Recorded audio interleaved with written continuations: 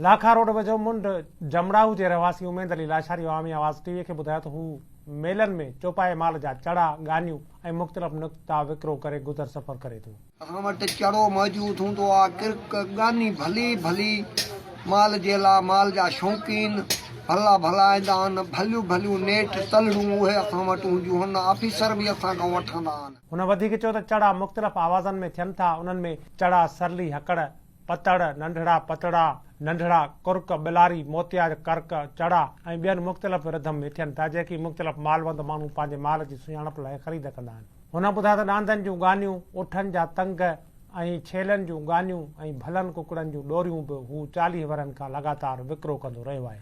Visit करियो अवामी आवाज़ मीडिया ग्रुप जी वेबसाइट awamiawaz.com।